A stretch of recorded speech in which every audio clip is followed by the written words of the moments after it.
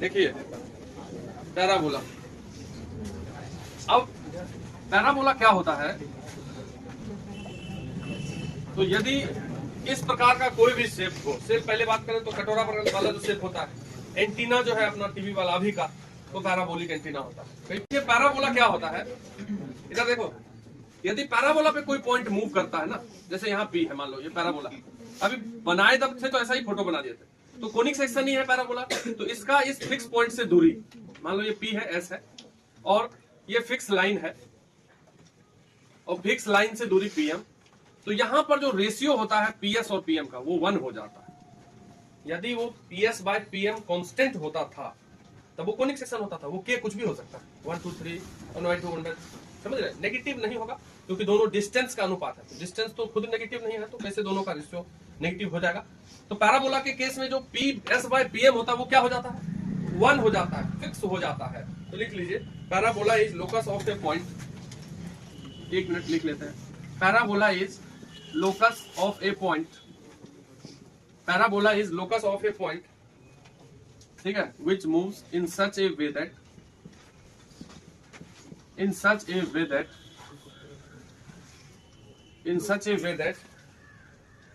its distance from fixed point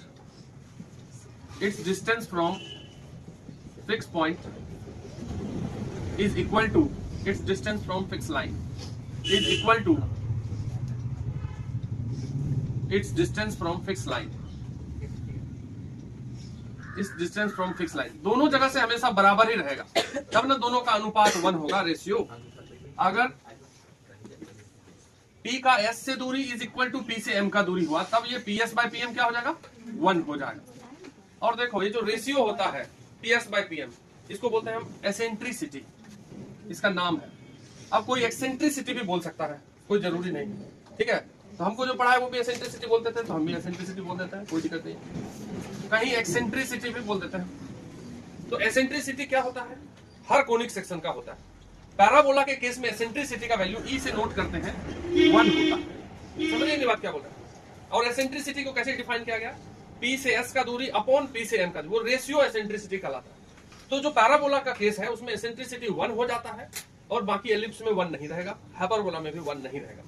तो ये parabola का डेफिनेशन हुआ। अब हम पैराबोला को अगले दिन निकालेंगे इक्वेशन, फिर उसमें देखेंगे क्या क्या होता है। तो पैराबोला कल से पढ़ाएंगे। पॉइंट का लोकस है, से पॉइंट का लोकस है जो मूविंग है, और इस प्रकार से मूविंग है कि उसका इस फिक्स पॉइंट से दूरी, ये फिक्स पॉइंट है एस, और इधर एक फिक्स लाइन है, इस फिक्स लाइन से दूरी, ये जो पीएस और पीएम है वो बराबर होता है। ये बताया सही नहीं, ठीक है। मतलब तुम्हारे डेफिनेशन में क्या है कि parabola is locus of A point which moves in such a way that its distance from fixed point is equal to its distance from fixed line। यही ना पैराबोला का। अगर इस कर्व पे हम कहीं भी जाएं तो उसका दूरी इस फिक्स पॉइंट से और इस फिक्स लाइन से बराबर ही होगा। ये है अपना फिक्स लाइन, ये बराबर होगा। अब हमको पैराबोला डेराइव करना है। यहाँ पे तुमको क्या बताया गया था कि PS is equal to PM होता है, और PS डिवाइडेड बाय PM यदि हम करें तो ये 1 हो जाता है। इसी को हम क्या बोलते हैं, एसेंट्रिसिटी। पैराबोला के केस में एसेंट्रिसिटी 1 होता है। एसेंट्रिसिटी एक रेशियो है, कभी नेगेटिव नहीं होगा। किसका रेशियो है, तो दो पॉजिटिव डिस्टेंस PS और PM, ये दोनों दूरी है, डिस्टेंस है, तो कभी नेगेटिव होता नहीं है। तो PS भी पॉजिटिव और PM भी पॉजिटिव, तो इसलिए कभी भी किसी भी कर्व का एसेंट्रिसिटी नेगेटिव नहीं होता है, जो भी होगा 0 का आगे जाएगा। पैराबोला के केस में 1 होता है एसेंट्रिसिटी। यहां तक हम बताए। अब पैराबोला डेराइव करना, तो फिक्स पॉइंट को यदि हम मान लें, देखो एक्चुअली क्या है कि ये फिक्स पॉइंट हम मान लिया एक्स एक्सिस पे, एक्स एक्सिस पे मानते हैं तो वाई कोऑर्डिनेट 0 मान लिए, और एक लाइन मान लिए x इक्वल टू -a। मतलब एक्चुअली क्या है कि हम स्टैंडर्ड पैराबोला डेराइव कर रहे हैं। तो तुम ये भी बोल सकते हो कि यही वाला फिक्स पॉइंट और यही वाला फिक्स लाइन का है, दूसरा भी ना फिक्स लाइन हो सकता था, दूसरा भी फिक्स पॉइंट हो सकता था। तो जो अपने सिलेबस में है उसको डेराइव यही फिक्स पॉइंट से किया जाता है। बाकी हम अगर मान लो पैराबोला चेंज करना चाहेंगे तो कोई भी फिक्स पॉइंट, कोई भी फिक्स लाइन ले सकते हैं, कोई दिक्कत नहीं है। लेकिन हम अपने सिलेबस के इधर उधर ही रहते हैं तो ठीक रहता है। नहीं तो इसलिए हम ये फिक्स पॉइंट को भी फिक्स कर लिए हैं। फिक्स पॉइंट भी एक ही है, ये 0 ले लिए हैं। इसी के मदद से हम कैलकुलेट करेंगे जो भी इक्वेशन आएगा। तो इसको यदि हम मान ले एच के, किसको मान लिए, मूविंग पॉइंट को एच के मान लो, और जो कंडीशन है उसके अकॉर्डिंग यदि सॉल्व किया जाए, कंडीशन ये है कि P S is equal to P M, ये ऊपर में ही लिखा हुआ है, P S is equal to P M. P S निकाल लो, पी से एस का दूरी निकालो, एच के से ए जीरो का दूरी कैसे निकालते हैं, तो H minus A whole square plus K minus zero whole square under root, ये हो गया P S is equal to P M. P M कैसे निकालेंगे, तो इस एच के का इस लाइन से दूरी, तो देखो लाइन क्या लिया गया है, x equal to minus A को यदि इधर कर ले हम तो x plus A equal to 0, एक ही लाइन है दोनों। तो किसी भी पॉइंट से किसी लाइन का दूरी कैसे निकालते हैं, उस पॉइंट को उस लाइन पे रख देंगे, तो एच के को रख देंगे इसमें, तो x की जगह क्या रख देंगे h, और k तो रखना ही नहीं है क्योंकि y है ही नहीं कहीं, तो h plus A mod divided by root under x का कोफिशिएंट का स्क्वायर, x मतलब x का कोफिशिएंट 1 है यहाँ पे, तो 1 का स्क्वायर, और y तो है नहीं तो 0 का स्क्वायर, तो नीचे वाला 1 ही हो गया, ये 1 का स्क्वायर 1 का रूट 1, तो वो हट जाएगा। अब होल स्क्वायर कर देते हैं, h माइनस ए का होल स्क्वायर प्लस के स्क्वायर, ये 0 ही है, अंडर रूट हटा दिए, उधर भी स्क्वायर हो जाएगा, h प्लस ए का होल स्क्वायर।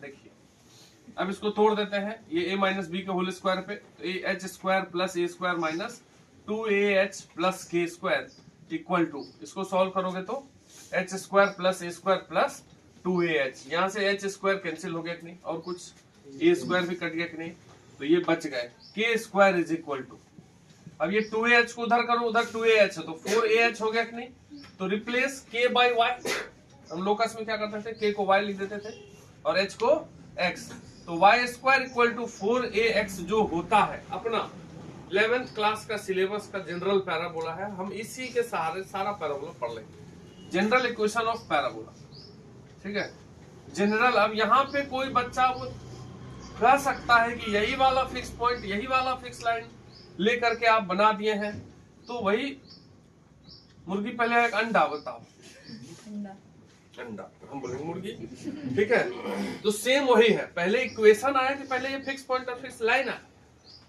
क्वेश्चन ये है। तो तुमको उतना दिमाग अपने से लगाना है, जो अंदर का जो होता है स्टडी वो खुद भी करना होता है ना। तो हम एक फिक्स लाइन और फिक्स पॉइंट ले करके पैराबोला का इक्वेशन डिराइव किए, y स्क्वायर इक्वल, पहले भी बताते रहते थे, जब x और y दोनों में एक पे स्क्वायर होता है तो क्या बनता है पैराबोला, या तो x पे स्क्वायर होगा या फिर y पे पैराबोला होगा। पहले एक बार ये फोटो सब डिराइव कर लीजिए।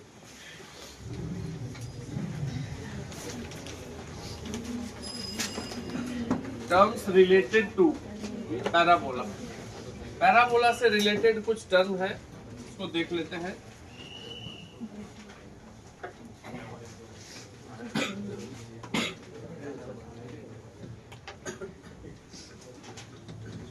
टर्म्स रिलेटेड टू पैराबोला, पहला लिखो फोकस, फोकस, ठीक है, लिख लो fix point is called focus of parabola, लिखना है fix point is called focus of parabola.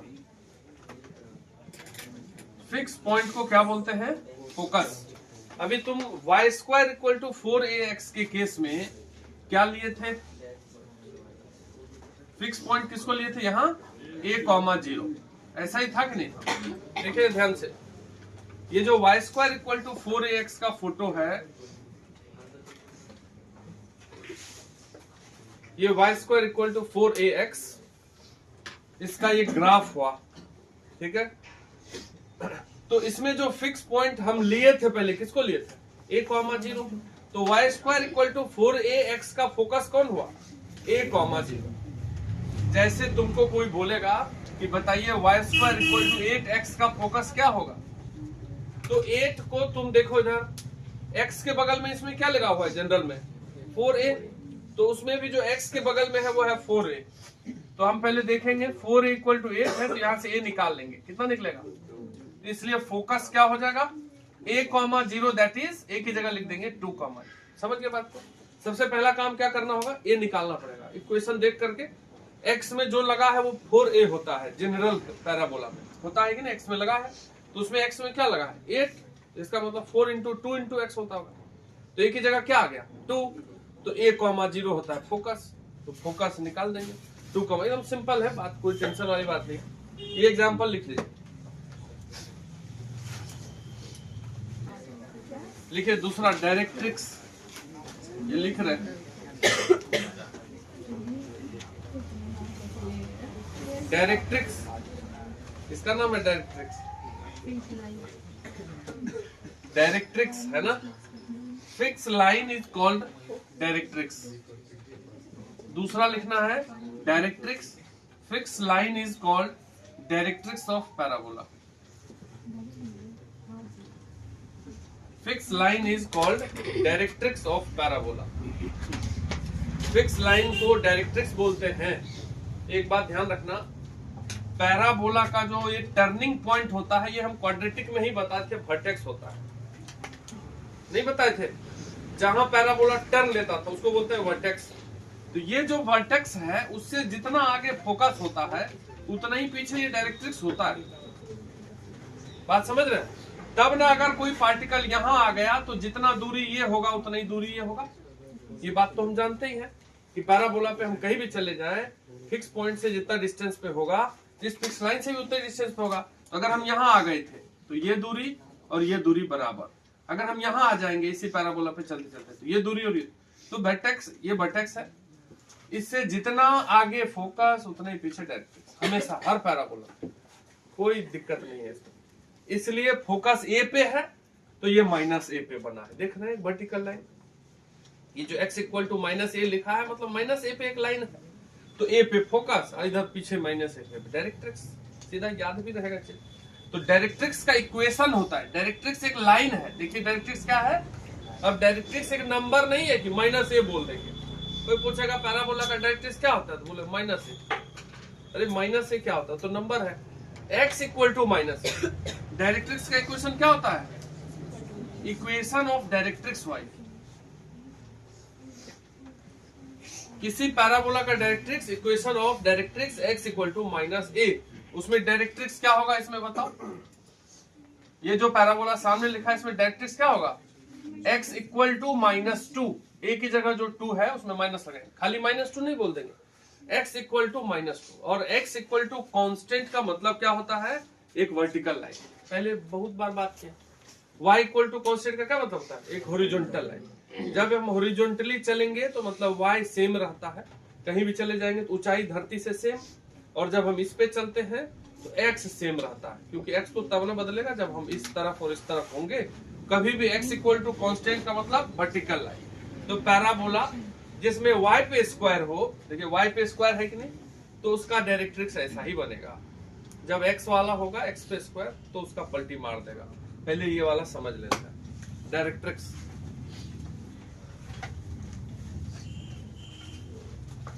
तीसरा लिखिए axis,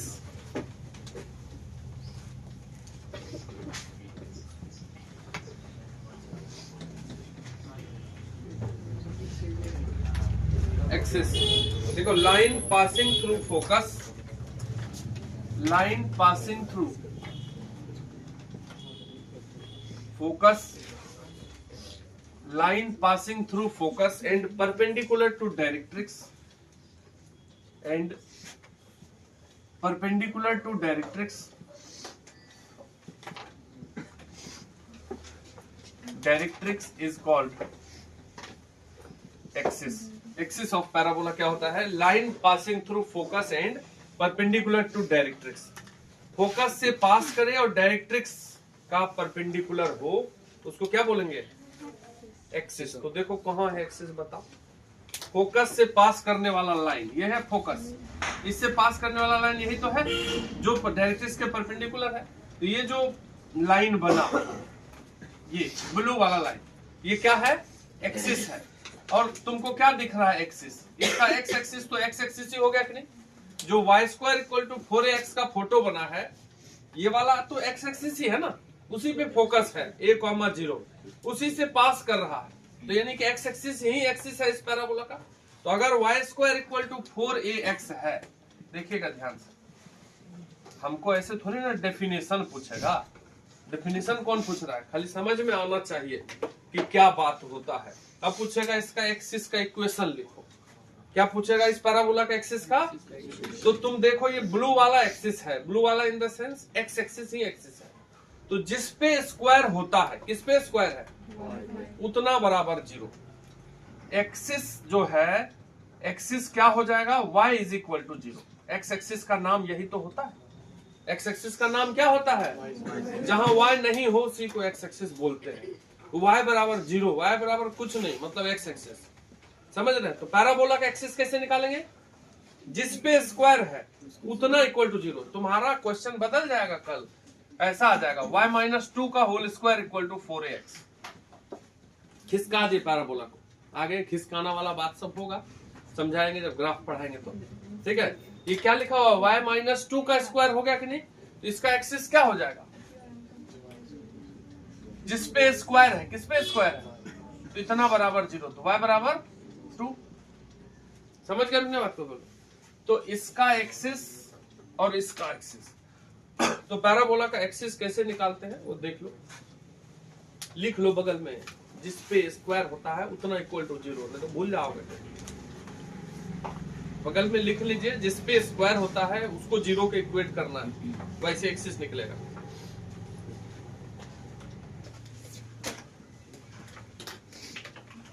focal distance, focal distance, ठीक है, किसी पॉइंट का फोकल डिस्टेंस होता है। तो पैराबोला पे कोई पॉइंट है तो उसका फोकस से दूरी, उस पॉइंट का फोकल डिस्टेंस कहलाता है। तो distance of any point from, distance of any point, distance of any point on parabola, on parabola from focus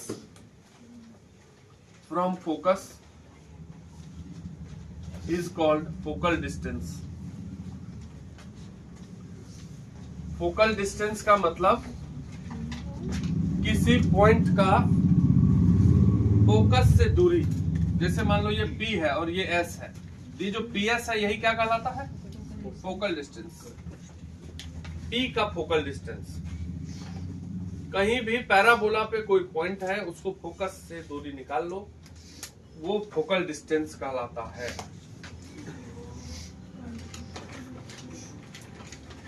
focal cord में लिखिए, cord passing through focus is called focal cord. अब cord तो जानते ही हैं, circle में भी पढ़े, और हम बोले थे कि किसी भी कर्व का कॉर्ड होता है, खाली सर्कल में नहीं होता, कहीं भी होता है।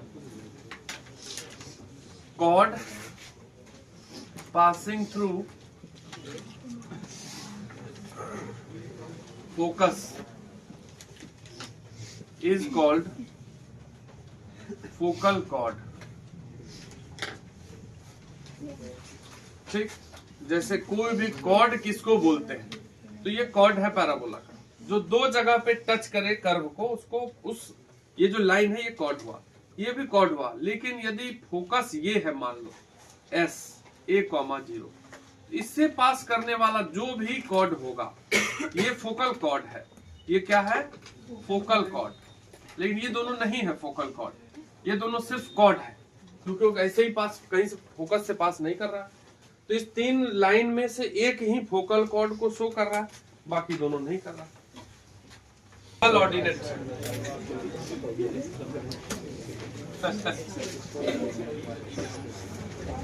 डबल ऑर्डिनेट, ये सब नाम अच्छा है तो रख सकते हो आगे। Chord perpendicular to axis, chord perpendicular to axis is called, या आर कॉल्ड, जो लिखो एक ही थोड़ी ना होता, डबल ऑर्डिनेट। मतलब ऐसा कॉर्ड, जैसे ये पैराबोला है और ये एक्सिस है, इसके परपेंडिकुलर में जो भी कॉर्ड है ये सब परपेंडिकुलर है, ये सभी डबल ऑर्डिनेट है। ठीक है, डबल ऑर्डिनेट मतलब सीधा सीधा वाला कॉर्ड, उसको बोलेंगे डबल ऑर्डिनेट। डबल ऑर्डिनेट के बाद लिखो लेटस रेक्टम, ये भी नाम रख सकते हो।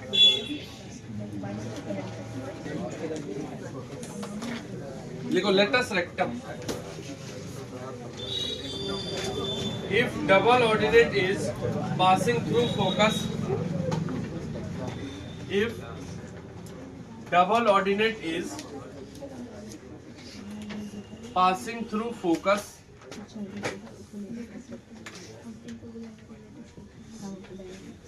if double ordinate is passing through focus, then it is called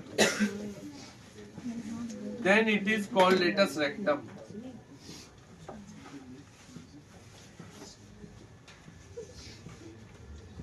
अगर डबल, अभी यहाँ पे 3 डबल ऑर्डिनेट दिख रहे हैं, नहीं दिख रहे 3 डबल ऑर्डिनेट फोटो में, लेकिन जो वाला डबल ऑर्डिनेट फोकस से पास कर रहा है, ये A,0 से पास होने वाला, और भी डबल ऑर्डिनेट होंगे, ये भी डबल ऑर्डिनेट, तो केवल ये वाला जो है जो फोकस से पास कर रहा है ये होता है लेटस रेक्टम। ठीक है, क्या हो फोकल कॉर्ड तो है ये है, क्योंकि फोकस से पास कर रहा है और कॉर्ड बना रहा है। ठीक है, डबल ऑर्डिनेट जो कि फोकस से पास करेगा उसको लेटस रेक्टम बोलेंगे। तो ये सभी डबल ऑर्डिनेट हैं जिसमें एक फोकस से पास कर, मतलब लेटस रेक्टम का परपेंडिकुलर होना जरूरी है एक्सिस के। अगर वो थोड़ा तिरछा हो गया, मान लो ये वाला है ये, और ये फोकस से भी पास कर रहा है कि नहीं, तो क्या ये डबल लेटस रेक्टम है? नहीं, ये डबल ऑर्डिनेट भी नहीं है, सीधा नहीं है, ये खाली फोकल कॉर्ड हो गया, तिरछा है, ये खाली क्या हो गया, फोकल कॉर्ड। इसको ऐसे सीधा कर देंगे तो डबल ऑर्डिनेट भी हो जाएगा, लेटस रेक्टम भी हो जाएगा। वर्टेक्स पता ही है, वर्टेक्स फोटो जहां घूमता है, टर्निंग जहां पॉइंट है, तो उसको लिख लेते हैं intersection point of parabola, intersection point of parabola and axis of parabola. जहां पे पैराबोला, ये है पैराबोला और ये है एक्सिस, ये एक्सिस है और ये है अपना पैराबोला, ये दोनों जहां टकराता है ये वाला पॉइंट, ठीक, इसको बोलते हैं वर्टेक्स। ऐसे सिंपल बात करें तो टर्निंग पॉइंट जो पैराबोला का होता है, जहां टर्न लेता है, उसको क्या बोलते हैं, वर्टेक्स। वर्टेक्स कैसे निकालते हैं, इस फोटो में हम इसका फोटो बनाए हैं, ये देखिएगा थोड़ा सा, ये y² = 4ax है, इसका वर्टेक्स कहां दिख रहा है, ओरिजिन 0,0। तो इक्वेशन देख करके हमको वर्टेक्स निकालना है। तो देखो, वर्टेक्स को निकालने के लिए, वर्टेक्स एक पॉइंट है जिसमें x कोऑर्डिनेट और y कोऑर्डिनेट होते हैं, 0,0। तो जो x लिखा हुआ है उसको पहले 0 के इक्वेट कर दो, और जिस पे स्क्वायर है, किस पे स्क्वायर है, तो y भी 0, इसलिए वर्टेक्स हो गया तुम्हारा 0,0। अभी 1 मिनट रुकना, यदि हम ऐसा लिख दें y-2 का स्क्वायर = 4ax - 1, देखिए ये भी पैराबोला है, इसका यदि वर्टेक्स निकालना है तो पहले इसको 0 करो, x - 1 को, x - 1 इक्वेट करेंगे 0 से तो क्या मिलेगा, x, तो वर्टेक्स का x कोऑर्डिनेट मिला 1। ये बात पहले भी की है। और जिस पे स्क्वायर है, y-2 पे स्क्वायर है, इसको 0 करोगे तो y क्या मिलेगा, तो वर्टेक्स आ गया 1, 2 पे। बात समझ रहे हैं, वर्टेक्स कैसे निकालते हैं, समझा रहे हो? हाँ, ये एग्जांपल लिख लीजिए, ये हो गया टर्म्स रिलेटेड टू पैराबोला। अब पैराबोला पे हम वर्क करेंगे कल से।